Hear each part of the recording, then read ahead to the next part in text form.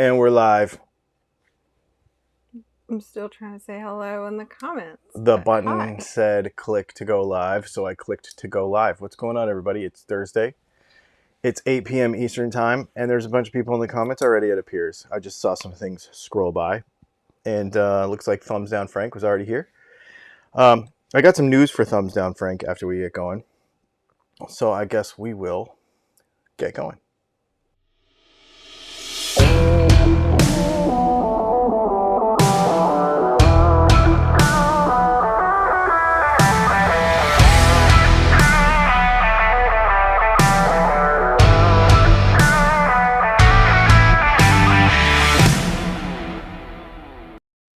I didn't shrug as much as my back was hurting, so I just I moved thought you around. were just over there and the theme song's playing and you were just like to yourself. No, and I was like jamming out. What is that? It's a good riff. Is it? Yeah. I need to update. I get compliments on the theme song a lot. I need to update the clips, though. They're getting kind of old. We got cool new stuff that has happened since we made that. So I'll have to figure that out. Anyway, welcome to Dylan Talks Tone Live Q&A session. We do this every Thursday at 8 p.m. We do not have a lot of questions tonight. Why not? So I don't know. Oh. So basically what happens is if you are a Patreon member or a YouTube member, a lot of times you will see my post that came out early this morning, and you can post pictures on there, and YouTube members and Patreon members get their name on the screen and the question and everything and bump to the top of the list. Or you can use a super chat to do the same thing. We'll put you up on the screen there and chat about you for a second. Otherwise, get in the comments and maybe we'll get to you. It just depends on how much stuff we have to talk about. So that's kind of how things work around here. Yeah. And then at 9:15 Eastern time, which is a little over an hour from now, we will have another live stream on our other YouTube channel. And the thumbnail on there, the big news is we test drove the new Bronco today. So we are not giving anything away about that, facial expressions or otherwise. Do you have a poker face? I can play some poker now. That's not what I asked you. Well, you have to have a poker face to play some poker. Not necessarily. I just turned I could have a poker face, but I don't know how to play poker. Well, that's yes, okay, but it's not the other way. If you don't have a good poker face, you probably won't be good at poker. I just put my normal like resting bitch face on, and then I'm good. Is that a confession? I mean, I know I have it. Everybody says I should smile more in videos, but guitar stuff's not funny. So You don't smile when you enjoy things? I do smile your smiley face? when I enjoy things. Yeah, I do. I think. Anyway, I don't know. So yeah, so that's what we got going. Everybody's like, this is so stupid. It's been a long week, man. It's been a long week. You saw the thumbnail for this video. Oh, by the way, before we get too far into this, look what I have. Pick guards. We've not had pick guards for quite a while. And they're becoming more and more accessible. I think Zoltan actually texted me the other night, maybe, and said, hey, can you make me a pick guard in December? And I said, yes, I can. If you want a loaded pick guard, let me know right away, and we will get one going for you, and it will be done sometime next month. Because these two are the ones that have been on back order forever, and finally we got it sorted. Oh, we should also share some Thumbs Down Frank news. So, Thumbs Down Frank, if you're listening, as of today, of course he's listening. All these. It was here way before I got here. It was before anybody commented. I know, but all these thumbs down people, they always come back. They're going to watch it in replay. Anyway, what I was going to tell you is YouTube is phasing out the thumbs downs starting today. Well, we can still see them, so we weren't on the list. Well, we will be able to see them as a creator. But over time, they're going to phase thumbs downs out. Like, so you can still give thumbs down, just people can't see them, correct? Or why would you need to be able to see them? Correct. You could still give them. Okay. But the public can't see them anymore. Only the creator can see them. I don't know if I 100% agree with it. I would rather people be able to see them because I like the controversy. And when we have a good controversial video, it does really well. But the real reason, I think, is for the mental health of the creator to not have to deal with it. But that doesn't make any sense if I'm the only one that can see it. Yeah, it's a weird thing. Anyway. But thumbs downs don't affect me, so whatever. I don't really care. One of the big problems with thumbs downs is like thumbs down bombing, where people will gang up on a video. Well, and I think that happens to a lot of more prolific things. I mean, if somebody all of a sudden doesn't like somebody and all their fans are now not supposed to like them and they all go like unsubscribe and leave negative. Yeah, I think that is a problem. Yep. Let's we got a couple of Patreon questions that we can knock through really quick because there's only a couple.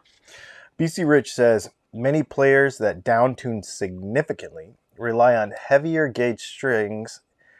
Yeah, they seem to avoid playing longer scale instruments. For years, bass players have used extended scales for low B or 5 strings for more clarity, but it doesn't appear that many guitar players have any interest in extended scale instruments. Is it just that there aren't extended scale instruments made, or is there another reason? So what he's talking about here, for those of you that may not know, is that when you tune lower, your strings obviously get looser. But if you make the scale length longer, the strings get tighter. So you can make a longer scale length and tune it lower and still have strings that aren't all floppy. BC Rich, I think the reason that there hasn't been a lot of this is because there just hasn't been a lot of guitars. But I think this is changing. I don't think this is necessarily true anymore. Extended scale stuff, baritone stuff, extended scale like slanty frets are really a new thing to do the same thing. And of course, like 7 and 8 string guitars are also a thing to do the same thing, to just have another string. So yeah, I think it's changing. You're right. There weren't a lot for a long time, but I think it's changing. And I know a lot of traditional people like turn their noses up at like a 7 or an 8 string guitar, but there is a lot of, I think it's more about how it's played, and there's a lot of sonic things that can be done with it. It's kind of neat. I think it's kind of cool. Yeah. And then there's one other one over here, and then we can start getting into your questions. Brett, what is your favorite way to wire an HSS Strat? Okay, so this is my favorite guitar period setup. I like to just do a 5-way switch. Typically we use the center punch pickup in the bridge position so that you can coil split it properly. I don't know why I always get like super nasally when I do these live streams on Thursday. When you drink? Probably. Is that what you said? Maybe.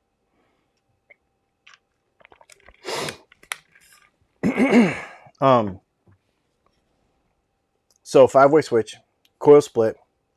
And then what I do is there's a little mod you can do on the switch. You add a little piece of wire and it makes it to where the tone control for the bridge pickup is separate.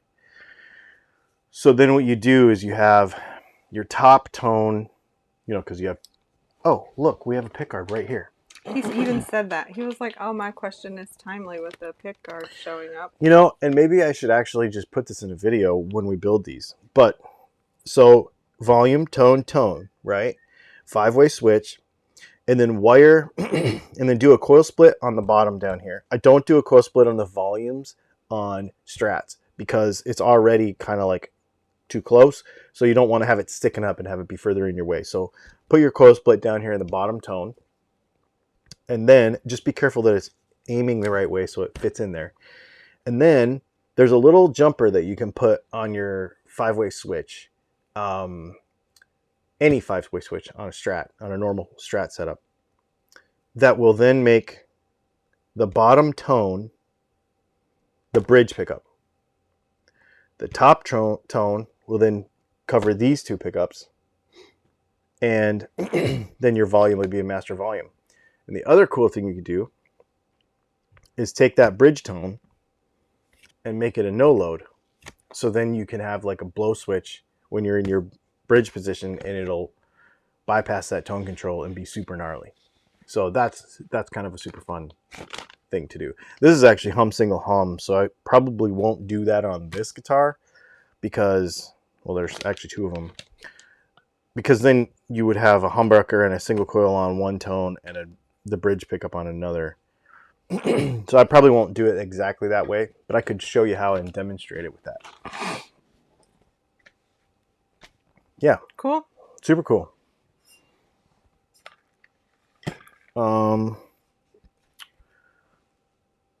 Other questions? We got some other questions over there? Sure, if you're ready. Yeah, let's do it. So we were laughing about not a lot of people had questions. And Jason Gale said, a week ago I was working on a gold top Gibson Epiphone that someone else had worked on, and I had all sorts of questions. Man, working on guitars that other people have worked on is probably the worst. The worst thing. You know what I'm going to do? Also, while supplies last,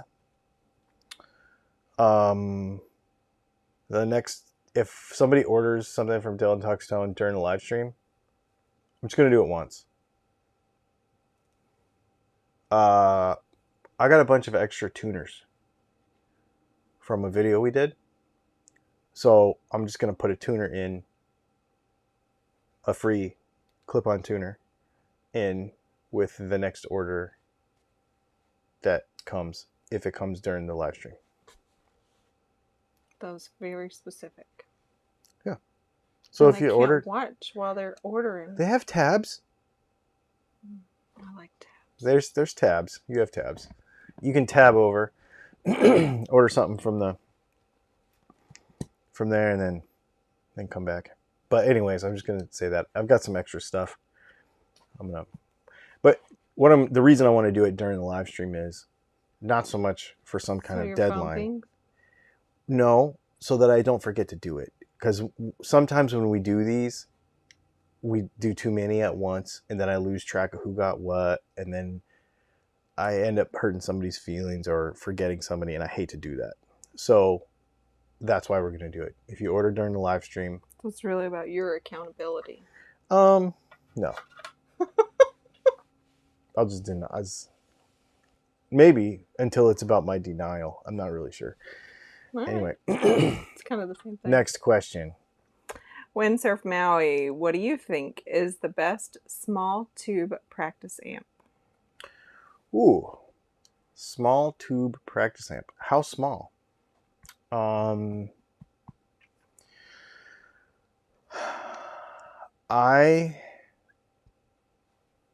like this Marshall's that I have, but it's not really small, and it's 20 watts.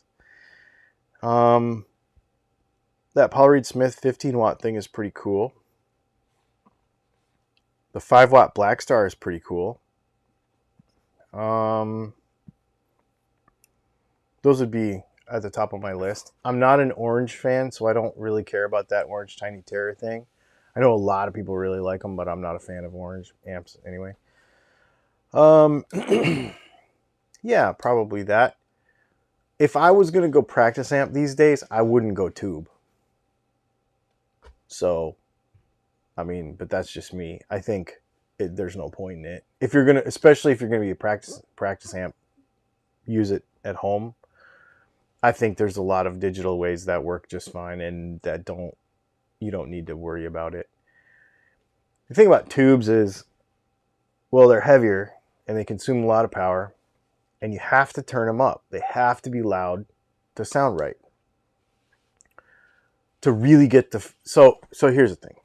This is what I'll say. If you can run any tube amp wide open like you're supposed to, then a tube amp is always better because it's awesome. But if you're going to do anything other than run a tube amp wide open, then there's no point in having a tube amp. Just get a digital something else, and play with headphones, because then you have more choices. And that might be a bit of a controversial statement that maybe I should make into a video, because I never really thought about it until it like came out of my mouth just now. But that's really true. If you can't play a tube amp properly, it's never really as good. It's not as good. So yeah. And even a 5-watt, like a class 5 Marshall, or they're still stupid loud. Like, I, even living in a motorhome, could not play a 5-watt tube amp at full volume. My neighbors that are 50 feet away would think it was too loud. So digital rules for that. And then related to that question, Driddle said, have you tried any pedal-sized amps? I took a chance on the EHX Howitzer 15 watts, and I am pleasantly surprised. You know, that's something... There's two things I want to try. Driddle, that. I want to try, not that particular one. Maybe, I don't care which particular one, really. I hadn't heard of that one. But some of those. We mentioned it in the news on Tuesday, this Harley Benton one, that Rob Chapman tried. And he said he really liked it. It was like 50 watts, and it was really small on the pedal board. I mean, obviously Quilter makes really good stuff. They're more expensive. There are a bunch of on the pedal board amplifiers that work really good. I have not experimented with them enough. So that's that. And then the other thing is I really want to try this tone bone stuff that is a attenuator and a DI for a regular amp. Because then you could play quiet with headphones with your amp at full power. They're like $450. But then you could play any amp you wanted. It's a radial product. Any amp you wanted, up to 100 watts, full volume, silent. Straight into your computer, headphones, any of that. And I think, to me, that's where I want to go. Unless I get another Kemper. But I was thinking about getting another Kemper. But the problem is, I'm kind of having fun trying new stuff every few months. And if you get a Kemper, you're kind of locked into it just because of the financial side of it. You know, it's $1,700, so you got to keep it. So it's kind of fun to get a $500 amp and play it for a while and then sell it and get another one, you know. So I'm going to go that way. What else we got?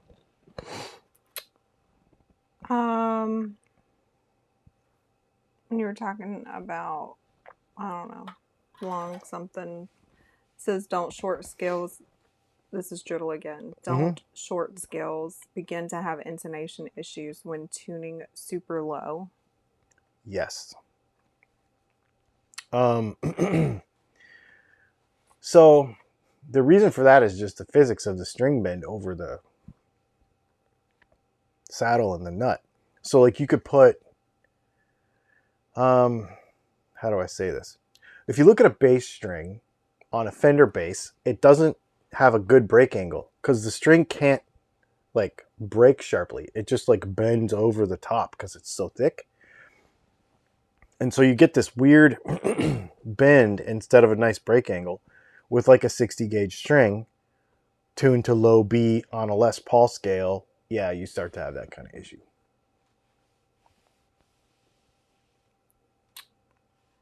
All right. Breaking questions into two is really difficult, y'all. and they won't come and order anyway. So we were talking about thumbs down people and filtering out thumbs down, and Driddle said maybe they should filter out the users who just thumb down videos without watching. I wish I could. That's funny. Oh, I also need to give you, speaking of hater videos, I also need to give you an update on the quality control thing. Yeah. Oh. Brett Johnson has been a member for 11 months. That is Thanks, really dude. cool. Yeah, that is really cool. Twofer. She's talking about the little join button down there. What body style do you prefer for baritones? Have you thought about what you might want to do with the Stingray? Oh, this is Stingray guy. He wants the Stingray when we're done with it. I have thought about it. I have the Stingray. The Music Man bass. Yeah. I actually ordered the pickup covers. I talked to my laser guy. I have been speccing magnets. I am on the trail. I am hot on the trail. So the plan is that when we get back to... So here's the thing I didn't know about, Brett. The color you want is Guitar Center only. So when I get back to Augusta, I'm going to go to my local Guitar Center and I'm going to order that guitar, because I do not trust Guitar Center ordering a guitar through the mail. I just don't trust them. And we'll get to that in a minute, because I want to tell you about this quality control thing. What style of body do you prefer for baritones? I don't really care about baritones. I'm not a huge baritone fan, but if I were to get a baritone, it would probably be a Jazzmaster style. If it's going to be huge, it might as well be huge, because it kind of is anyways. I'd do Jazzmaster. I would build myself a baritone maybe and a Jazzmaster, but I would flip it upside down just to be dumb, because it would be cool. Yeah, that'd be awesome. So Jaffa Road says, as a lover of both guitars and motorhomes, I have to ask, what is your motorhome rig and where are you? You want to tell them about the next live stream? Yes. We have a... less than an hour. Yeah.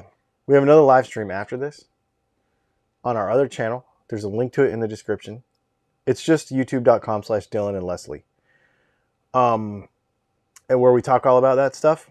But what we have a 38-foot Class A Forest River, Georgetown. And yeah. Brett said we can change colors if it would be easier. Change colors. Brett is the bass guy. Oh. I don't know that it's easier. It's just, well, it might be. It just depends on availability. So I don't even want to buy that guitar until I get back to Augusta anyways, because then I'll be like 3 miles from my mother-in-law's house, and I can like chuck some extra guitars in the closet at her house and have more room to do this, because I'm actually buying 2 more. One that I have not told the channel about yet. If you're on Patreon, oh Brett, you're on Patreon or a YouTube member or both, so you know about it already. But I am buying another guitar for another project that the rest of the channel doesn't know about.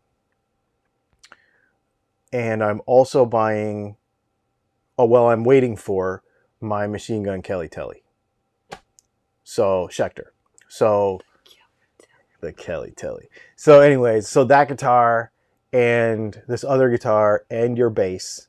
And right now I have a Schecter and my Gibson and my McPherson and another Patreon project that needs to get done before that stuff. So like we're full. And if you saw the thumbnail, I have 50 pickups sitting over here, over there. I think I have to make 75 more next week, plus another 15 or something on top of that. And I'm expecting another order in like 3 weeks. So we're so busy right now that my head is like spinning. It's like trying to figure out how to shoot content, Because the pickup business is really priority, right? Like over YouTube and all. So trying to, we missed a super chat somehow. I'm working on it. You keep talking. Oh, I can't interrupt you because you ignore me. Ivan is 12 months of membership. That is a year. That is so cool. Would magnets, longer magnets on single coil strap pickups affect the tone negatively? It doesn't affect them negatively, but it does change it because it changes how strong they can be. Longer magnets are going to be able to be stronger. Yeah. Another super chat. Thank you, Mr. Goat. I'm excited to hear the Bronco rundown. I hope you guys are surviving your busy season. I don't have a question this week. Oh, and why? Wow. Thank you. I always wanted to do like voice recordings, but apparently like Southern accent is not sought after on the websites I was on because it didn't really work. And then I got nervous and took it down.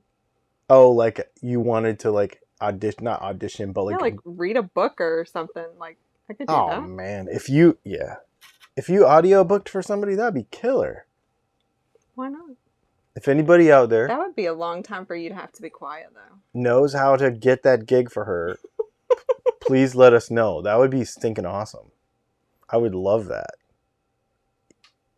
That'd be awesome. You'd listen to a book if I recorded Heck yeah. Anyway, y'all.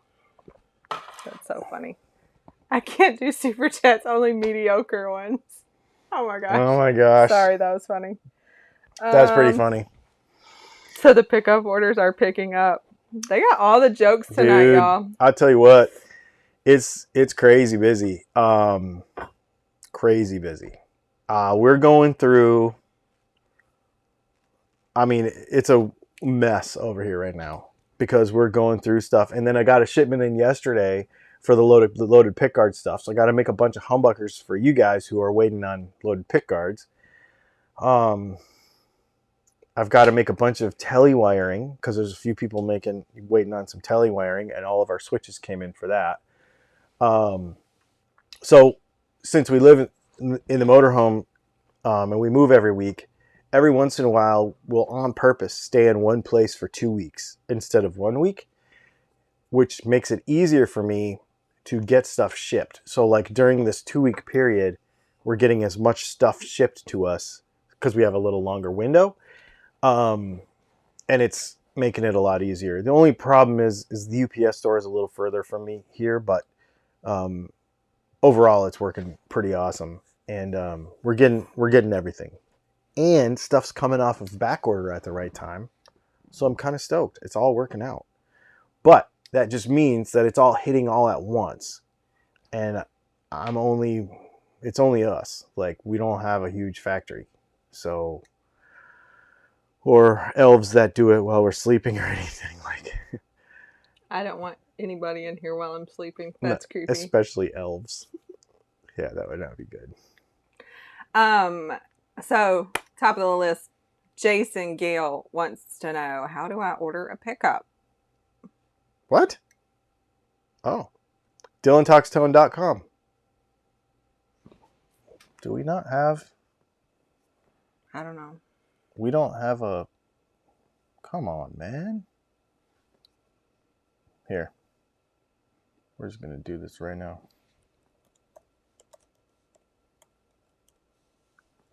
Look, I gotta spell it right. We can add a graphic on the fly. It's so little. And we can make it bigger. And then we'll just set it right over there for a little while. There. Sweet. Thanks for asking, Jason. Yeah. I thought he was asking earlier. He did ask earlier because you were like, tab over. And he was like, how do I tab over? And I was like, I don't think we're going to get into like how to use a browser. So I think I misunderstood what he was asking. And then he's like, I just need to know how to order a pickup. I'm like, oh.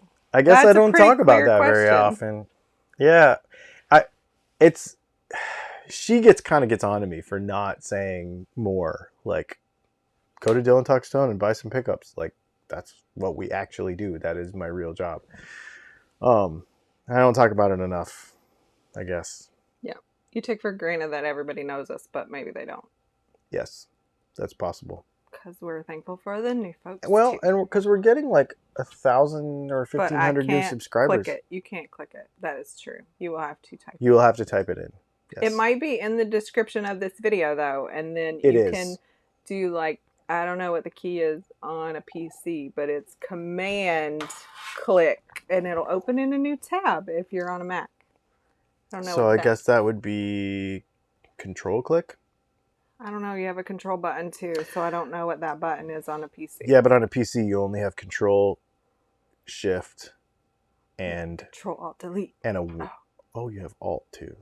Yeah, I don't know. And a Windows button. Anyway. Yeah. What else we got? Yeah. Jono JF says, how does a chrome pickup plate compare? Plastic? Pros? Cons? It's like 3 in 1. So we had a question about this last week too. If you put a metal cover on a pickup, it does change the sound of it, but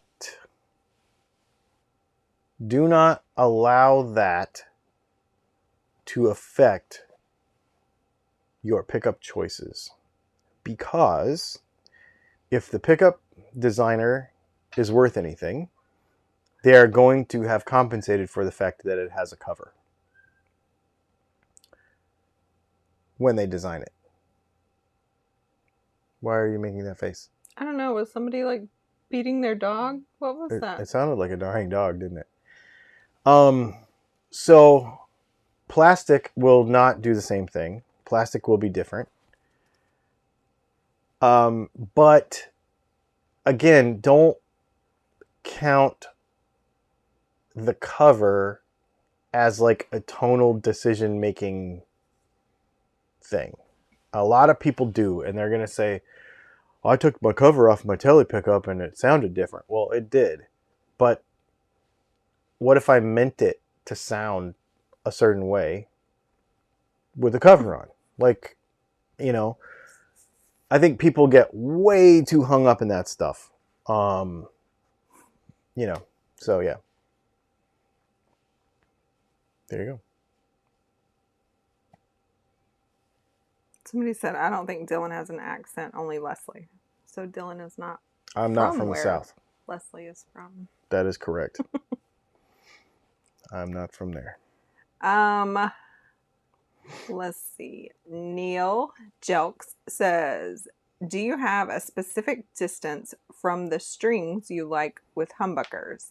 P.S. Cheers from Scotland, UK. I also really love the red question marks, Neil. It makes it really easy to see. Yeah, red question marks are cool. And since he's from Scotland, I can't say 2 dimes and a nickel. You can, but it might not be as relevant. So usually pickup height distance from the strings ends up being, and I can't use this either, ends up being about 150 thousandths, which is 2 American dimes and a nickel. In metric land, that's going to be 3 to 4 millimeters. Probably 3.5, 3 millimeters, something in there. I don't know. 150 thousandths? Yeah. Yeah. Hear that mess, y'all? Yeah, literally just trying to find my calipers over here in this mess because those are all spools of wire. We're going through like hundreds of feet of wire. This is the craziest time of the year. And it's not even busy. Like, it's not even, we're not even into like Black Friday season or any of that. I'm going to make all this noise and I'm not even going to be able to find them. Watch. Because I thought to myself,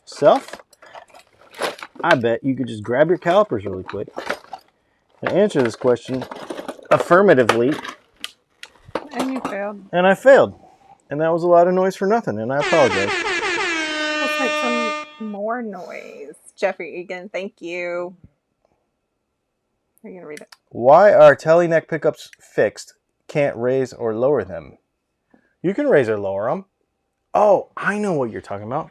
I happen to have a telly pickguard. Oh, it doesn't have a neck pickup in it. That's an Esquire pickguard. Oh, you know what this is? Actually, You pulling random things out of your bag is not working well at all. This- Oh, it's a fence. this is the fence post pickguard. Yeah. The little Little rust rust mark spot. gives it away. Yep, right there. That's the fence post pickguard. So telly pickups are adjustable. The reason I grabbed that pickguard is because early tellies did not have adjustment screws through the pickguard. You had to take the pickguard off, which is no big deal. You just take the screws out and you slide it out from underneath the strings. Excuse me. And then the screws went through the pickup onto springs into the wood. So you would actually adjust the pickup height without the pickguard on the guitar, then put the pickguard back on. Later, then they went to holes next to this, like a Strat, where you like raised and lower it like normal. So they are adjustable. They are on springs. Some really cheap Squires and stuff like that, like a 50s CV Squire, Classic Vibe Squire, may not have springs. It may be on foam and be less adjustable. But for the most part, they're supposed to be. Just take the pickguard off first.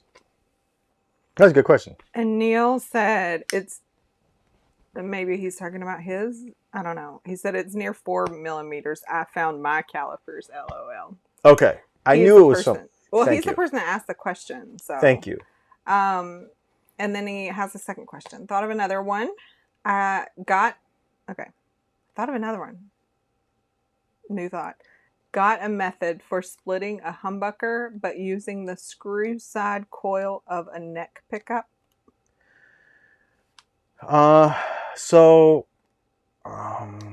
Yeah, you flip the wiring around. So think of, how do I visualize this for you? If you have two coils and they both have two wires on them and the middles are hooked together, right? And this wire is hooked to the ground and this wire is hooked to the switch. Then when you ground then when you ground the middle, the one side is on. If you flip that over, if you put this side on the ground and this side on the switch, then the other side will be hot when you split it. Don't be like little bunny foo-foo. The only thing is that it depends on your pickups, but you may have to do it to both pickups to maintain correct phasing when you're in the middle position. But yeah. Somebody said, that telly question is cool. I had no idea I couldn't raise or lower my telly pickup. Mine only has one pickup, but it has a pick guard autographed by members of Soundgarden. It was theirs first. That's friggin' cool. She's a fan. I mean, I'm a fan too, but she's really a fan. That's really cool, man. Jaffa Road. Thinking of building a parts caster telly with the Warmoth short scale neck. Will it still sound like a telly? I mean... Oh, thumbs down. It's gonna sound different. It's gonna sound different. Because the scale length is such a big part. Jason said he can send us a pic of a signed pick card. Oh yeah, that's really cool. Thank you. That'd be awesome. That's very cool. Yes, it's going to sound different because scale length is huge. Scale length is huge. Matt was saying it on the Texas Toast live stream earlier that scale length is bigger than any other single.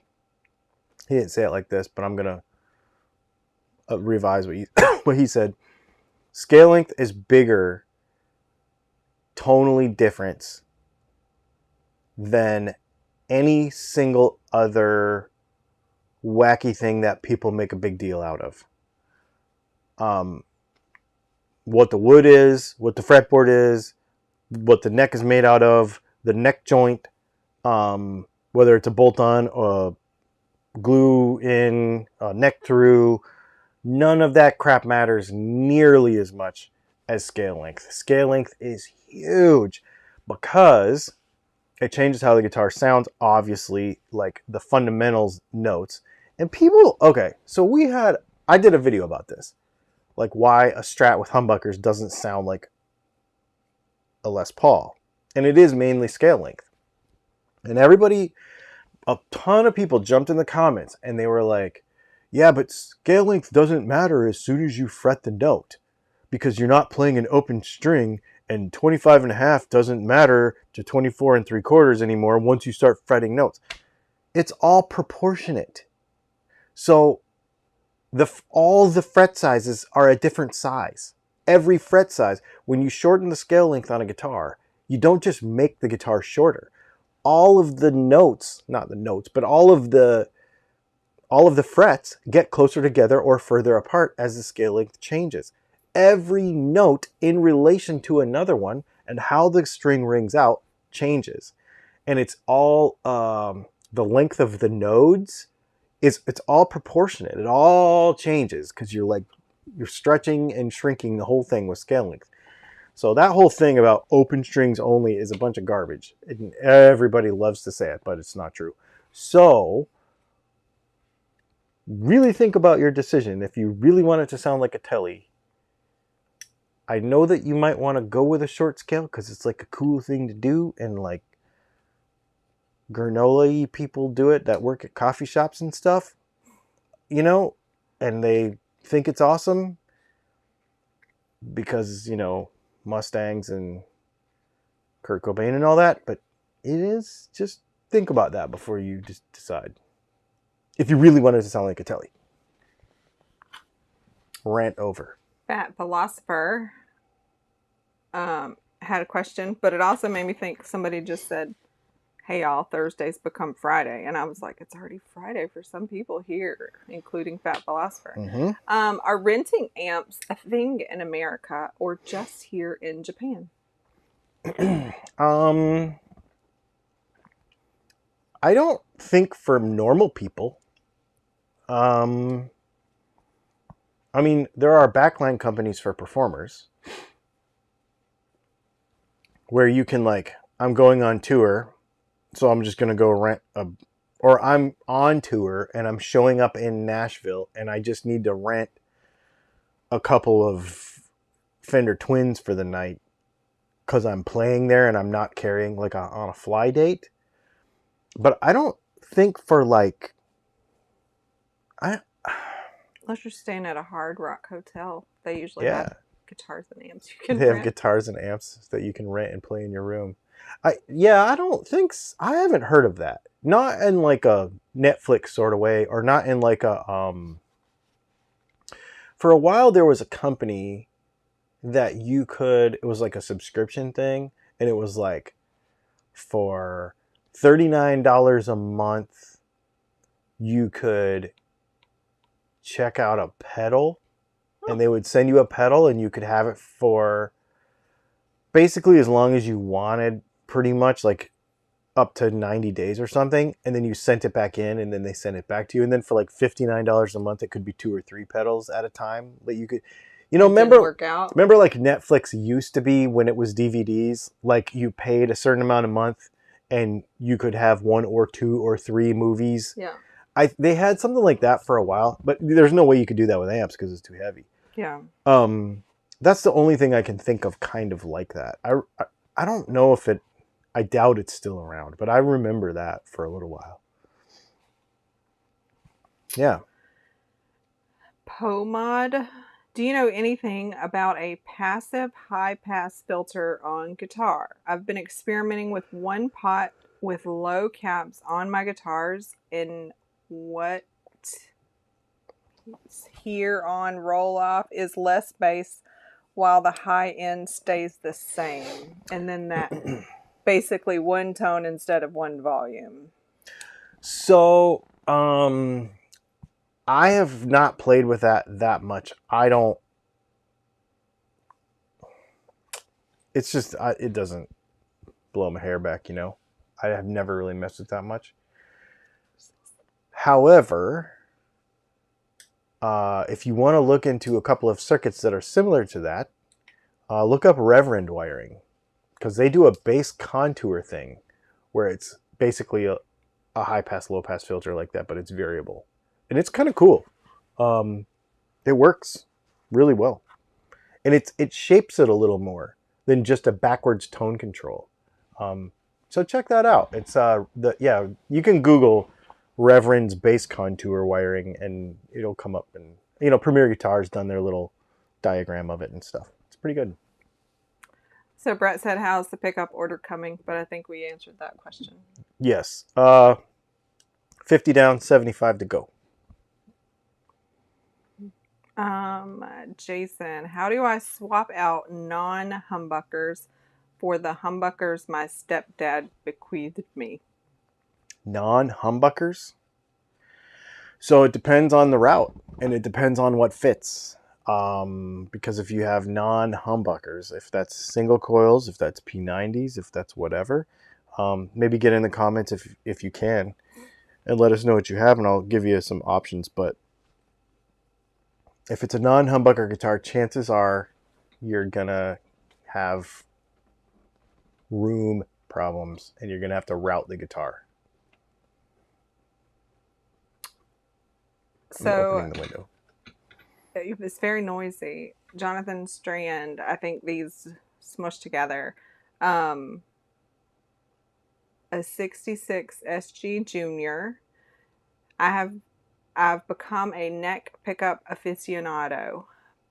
Is there any way to make a low profile pickup with its own wire? And then here comes another one that says, I want something really hot, but I don't want to drill or route my vintage axe. Is it possible to get enough turns on a bobbin that's only 3/8 thick?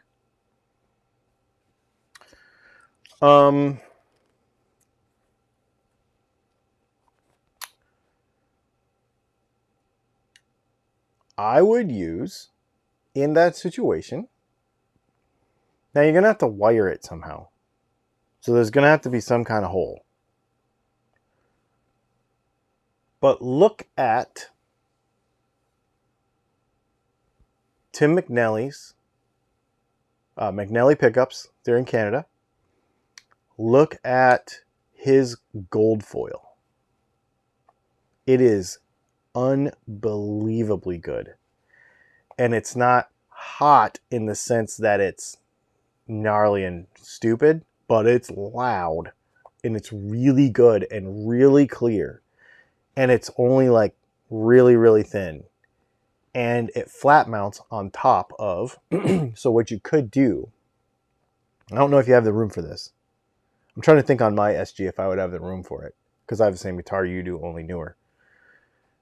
Is you could take a pick guard, get a pick guard cut, and drill holes for the pickup so that the nut, the screws would come up from the back so that they wouldn't go down into the guitar, and mount it to the pick guard, and then put the pick guard on the guitar.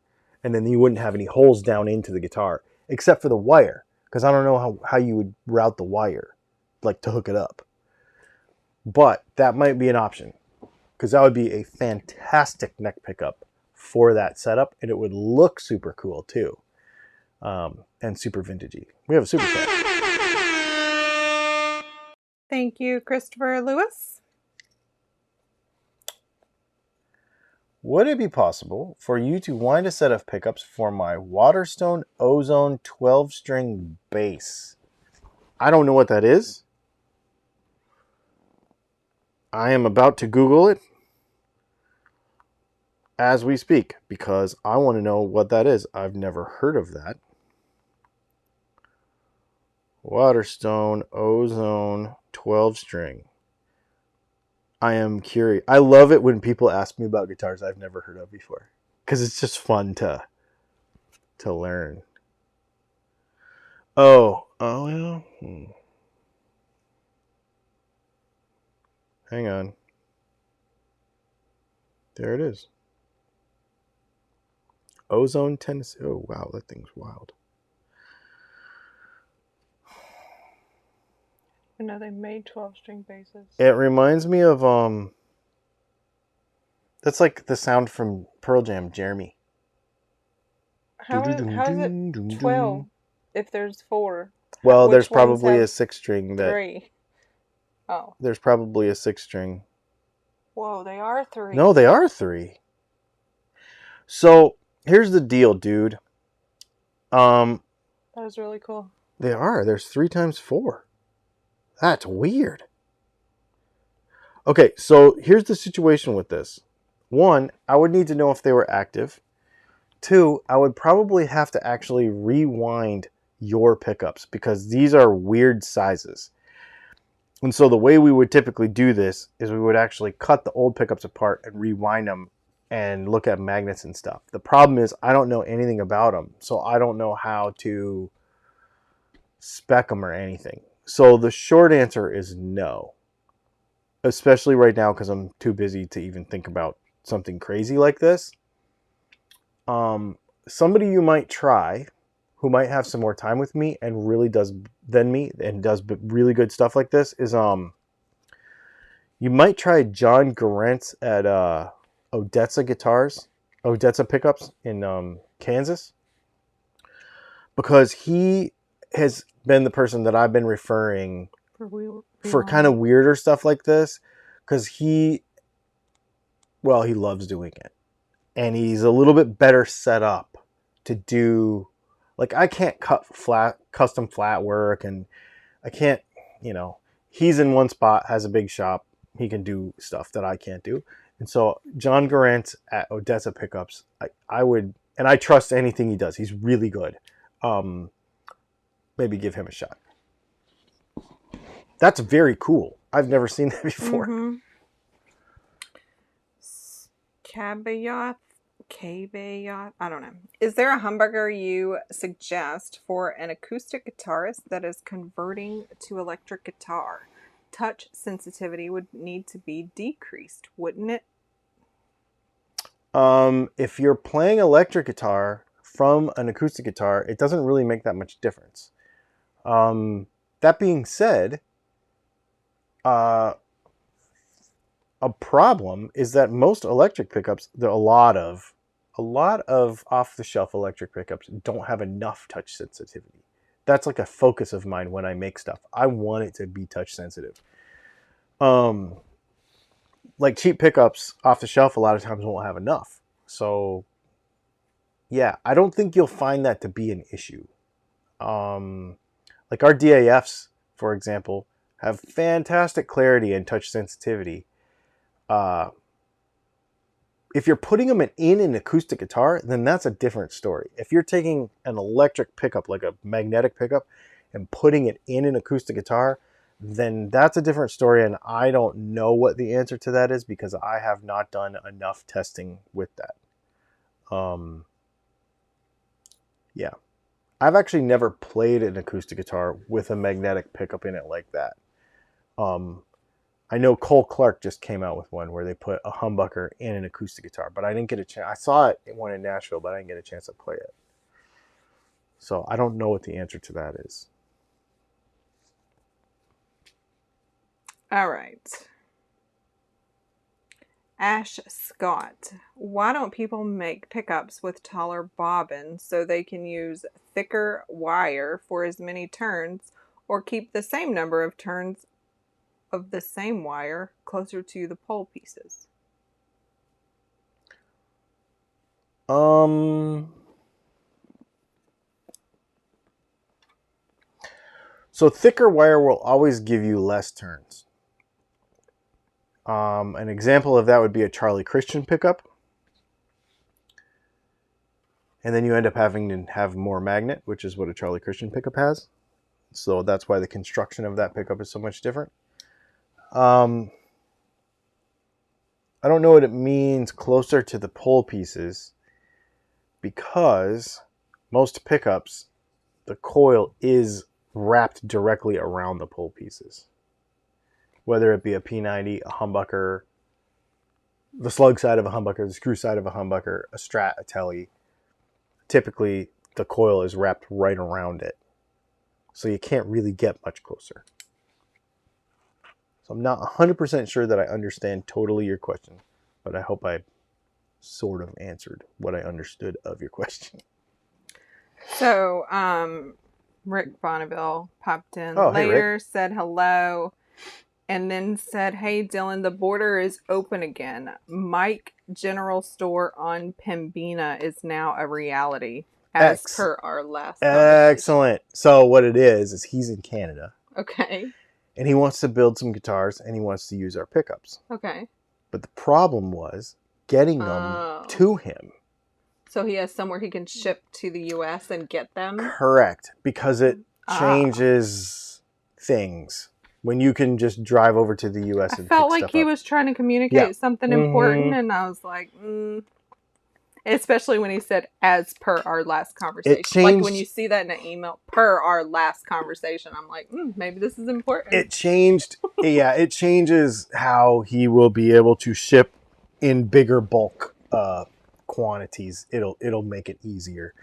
Yeah, no, that's awesome, Rick. I'm glad. That's awesome. All right. John Bennett. First of all, before I ask John's question, I really appreciate the fact that I saw him telling somebody in the comments when you were talking about something. I forgot now. He was like, if you look on his channel, there's like 3 very thorough videos about this topic. And I was like, oh, that's awesome. Thanks. Man. I Thanks for being our advocate. Yeah. Will Dylan ever do a short scale fence post? Oh my God.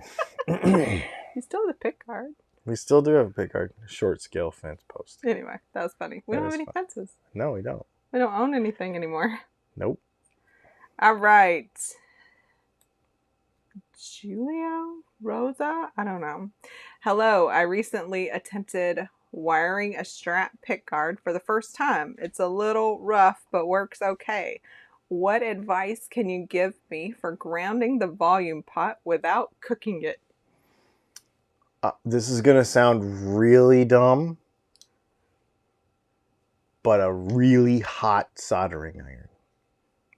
If you solder at 700 degrees Fahrenheit, you will get it so hot so fast that, so the reason you cook a pot, don't flag us for this. Yeah, YouTube, don't flag us for this. The viewers brought it up. We didn't. So the reason a pot gets too hot, or however we could say this without Leslie giggling the most, is because when you're on it, you're like on it for too long, and it eventually damages the inside because your soldering iron is not hot enough. If you just go and you're done, then it's not too hot. So good soldering iron, 700 degrees Fahrenheit. We have a video. If you Google Dylan Talks Tone soldering, actually there's a soldering course in the description of the video too. But if you Google Dylan Talks Tone soldering, we have a few videos about soldering and how to do it. And in the description of those videos will be a link to a soldering iron that I used myself for years. I just now replaced it. That costs $40. That gets really, really hot and works really, really good. And those videos that you'll see on our channel about soldering, I made all with that cheap soldering iron. That was very, very good. It's a Weller and it costs $40. I just recently converted to a Heiko that I really, really like, but it was, $150 or something. But we're doing... And it was just because he lusted after somebody else's soldering iron. Yeah, we went to... Runway Audio in Nashville, and he had this soldering iron. I'm like, man, this thing is so good. So the thing about the Heiko one is when you put the tip on something, when you put a soldering tip on anything, it sucks heat out of the soldering tip because it's a heat sink, right? So you put it on the back of the pot and it cools the soldering tip down because it's like soaking into the back of the pot. Well, the Heiko senses that and adds more heat. So it's like, it's unbelievable. It's the best soldering iron I've ever used, but it's like $100 and something. So that other one though, that'll get you there for $40. Idiot brother and the Can We Talk About It That's asked, awesome. how much should a nut replacement cost? If it could, Chuck would. Wait. Man, I don't know. I would say if you had to cut one from scratch. So the nut itself, if you get a good one, is going to be like $12 or $15, something like that. And I would say for a really good setup, I wouldn't be mad at $50 or $75. I wouldn't do it for less than that. $50 or $75, including the nut, like out the door, depending on where you live. Cool. It is Awesome. 9:02. It is. We have another live stream at 9:15. Cool. Well, this will give us a couple minutes to get switched over to that. And if we have any just making sure we don't last minute questions. So BC Rich said, Dylan taught me how to rewire and reconfigure all of my guitars. I really only got in over my head once, and the videos are really helpful. Thanks, man. BC Rich has been around for, I mean, we've been doing this for, I don't know, 6 years or something. I swear he's been around since almost the very, very beginning. I don't know that for sure, but he's one of the names that's been around for a long time. I do appreciate it. He said, that guy said, cool, I was quoted 60. So that sounds right in your window. Okay. Yeah. A lot of times it depends where you live. Yeah. If you live in Manhattan, it's going to be 75. If you live in Kansas, it might be 50. You know what I mean? Like, so I don't know, but anywhere between 50 and $75 makes sense. So I'll just tell you, as we're closing out and maybe looking for a last minute question, this has just been when I was doing repairs, I had a $60 bench fee.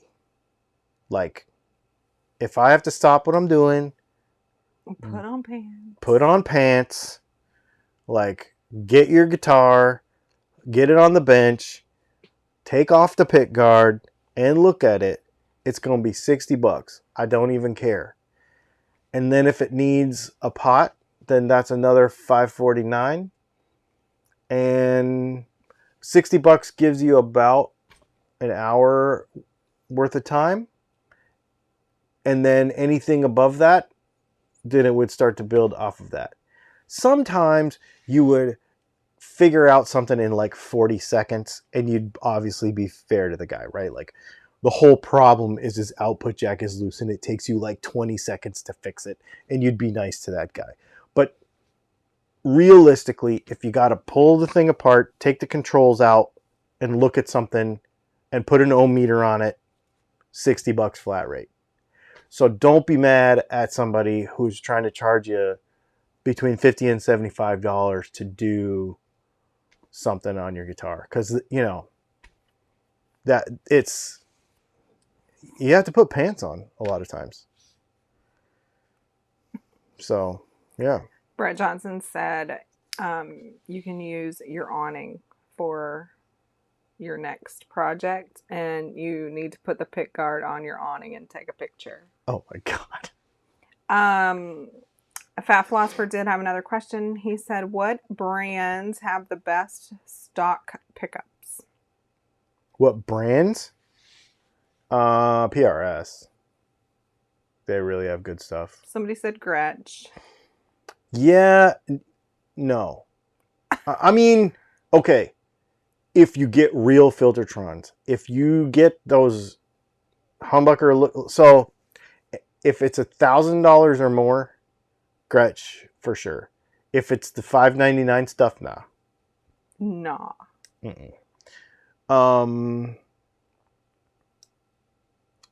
Anything?